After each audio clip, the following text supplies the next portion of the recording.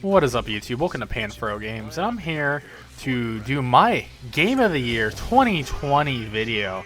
So there are two special shoutouts here to two games I have not been able to play or have not been able to beat yet, which is Yakuza 7 Like a Dragon and 13 Sentinels.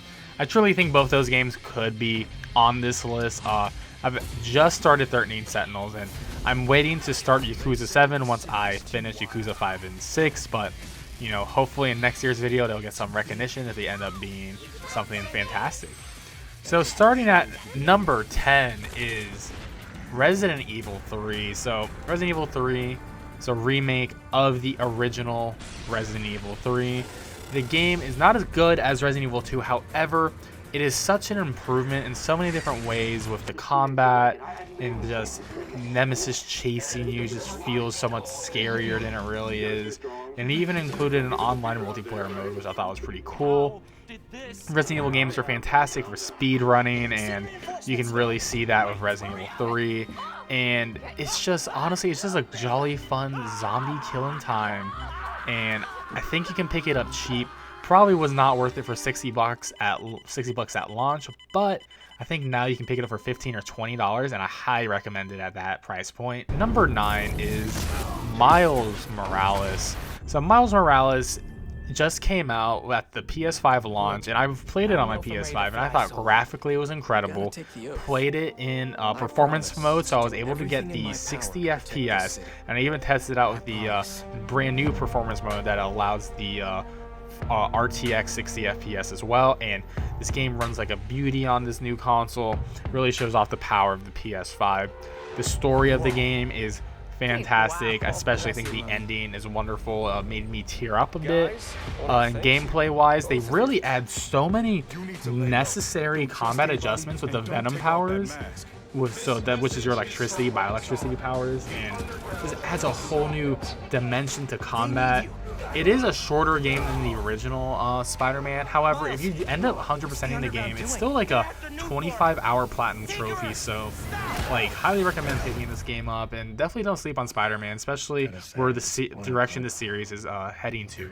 Number 8 is Hades. So I've been a big supporter of Hades for actually over a year now since I've been playing the game in early access. The game is beautiful. Supergiant they have not missed with all their other games too, and I think this is currently their best game they've made. Story and characters are on point, especially the character art is phenomenal. It's the first roguelike that has ever had a meaningful story that evolves over time. You can get different parts of the story from different characters you meet. You can even have conversations with bosses and like even Hades, your dad, which is pretty interesting how that evolves over time.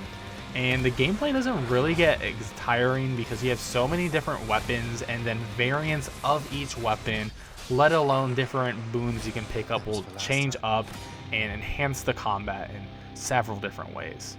Number 7 is Ori and the Will of the Wisps. I just recently finished this game, and I feel like this is probably the most underrated game of the year. It is a 2D Metroidvania type of game. If you've played the first Ori, it's very similar to that. However, it is actually better in every single way possible. Gameplay feels so good. You can customize your different attacks.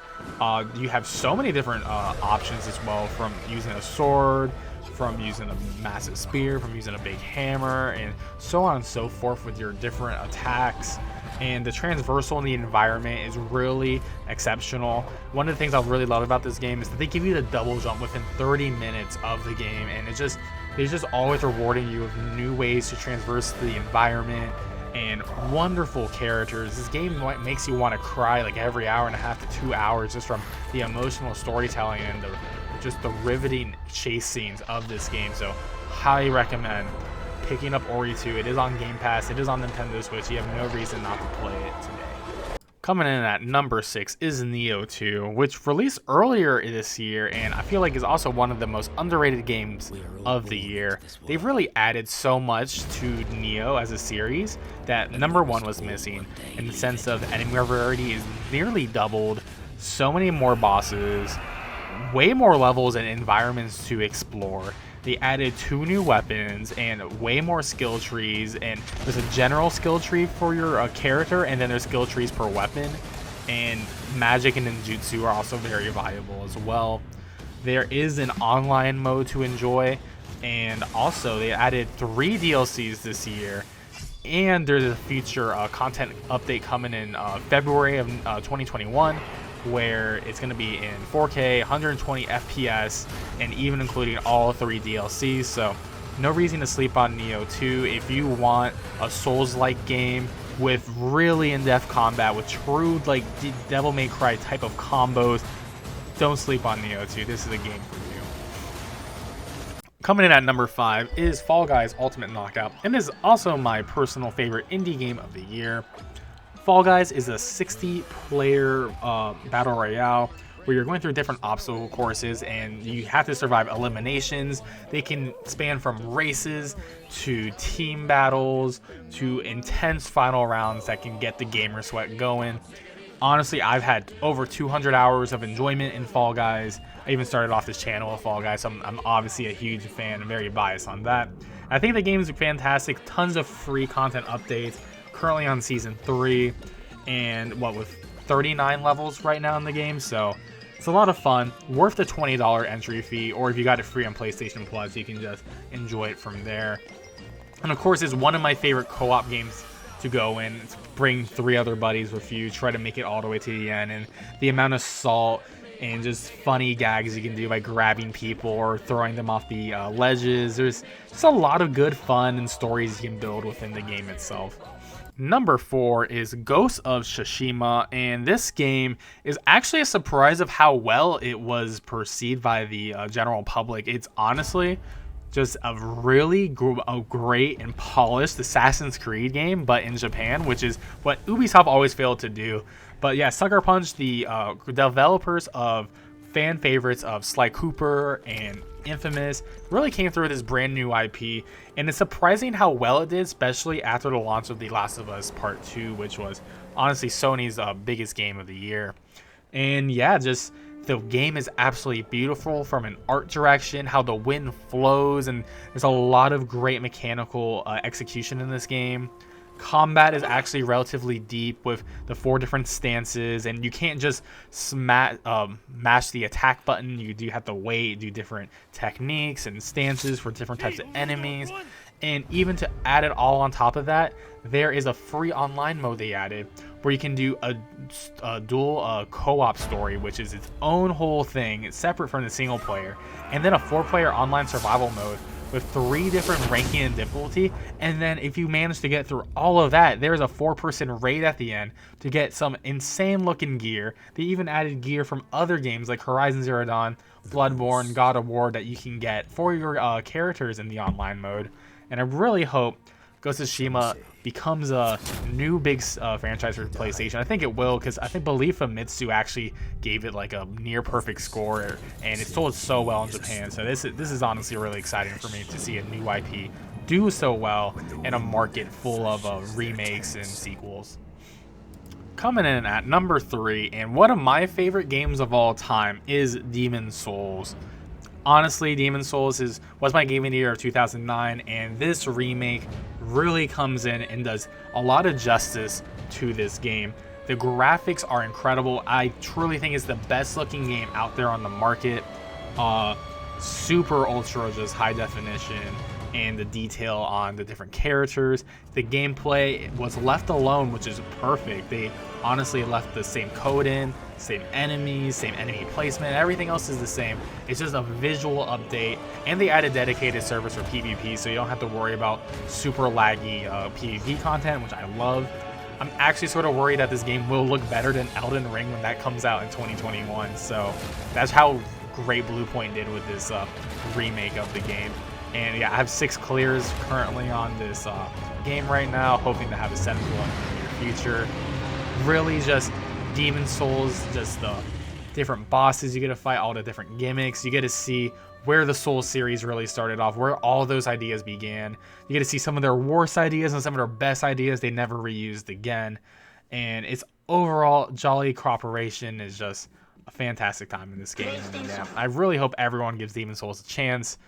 it's the best exclusive on the PS5 currently. Speaking of remakes, coming at number 2 is Final Fantasy VII Remake. So it was really hard to decide if this game was going to be number 2 or 3 on the list. And the big deciding factor was Demon's Souls is a remake of a game to the T. It is a remake down to the code. Final Fantasy VII Remake is a lot more than a remake. It's a reimagining of the series from a story perspective, from a gameplay perspective. This is definitely a game that is a love letter to the fans of Final Fantasy VII and even the other games like Crisis Core, even the movie like Advent Children. There is something for you if you enjoyed those games, and I highly recommend at least playing the original 7 and watching Advent Children before playing Remake to get the full experience what's going on. But graphically, they nailed the tone of this game, nailed the look of the characters, they really did them justice. The party system's fun, combat is just a great time. One of the few games this year I actually managed to get a platinum trophy on. It's really rewarding to do the hard mode challenges towards the end of the game. And honestly, I'm really excited to see what happens in the next part of Remake after the repercussions of this first game. Like, they're taking Final Fantasy VII to a whole new direction, and I'm excited for Nomura's crazy ride in this franchise. And coming in at number 1, my personal game of the year on Panfro Games is The Last of Us Part 2. And wow, The Last of Us Part 2 really came in and shocked me to my core in so many different ways. I love the first game. It's so incredible, the Joel and Ellie story, but I was wondering how could they possibly top this story? And they really made their best attempt in Last of Us Part 2.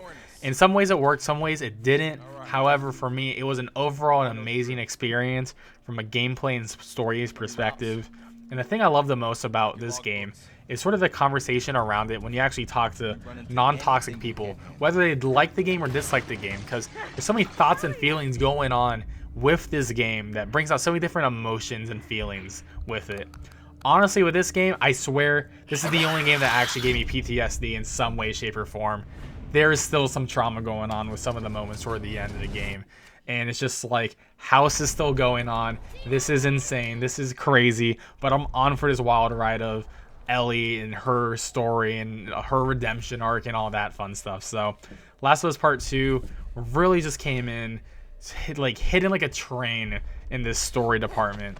But the gameplay, I feel like not a lot of people are talking about, and from that point of view, there's just so many different ways you can take on different enemies in this game. They made the AI so smart, like they'll actually flank you, they'll hunt you down, and it's not always in your best interest to actually fight head on. Maybe you want to do a stealth playthrough, maybe you want to avoid combat but sneaking through the whole area and skipping the encounter. And it's all about the resource management, building your different weapons up, finding the different tools, upgrading them. And then one of my other favorite parts is the dynamic between fighting humans and clickers.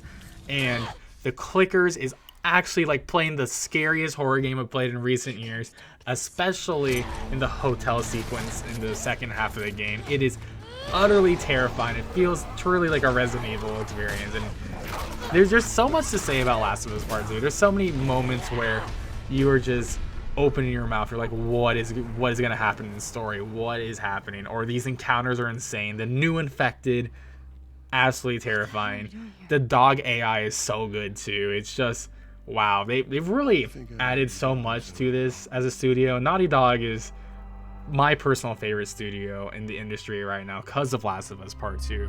And I really hope we get a Part 3, but even if we don't, I really look forward to what other IP they can develop in the future. I really hope we get a new IP since Uncharted is sort of done at this point, so we'll see. Well, everyone, thanks for watching my top 10 video games of 2020, my game of the year. If you enjoyed this video, please like and subscribe to my channel. Let me know what your favorite games of 2020 were in the comment section below, and I would love to have a discussion about them. Anyways, guys, I'll catch you guys next time for more Panfro Games action. Peace out.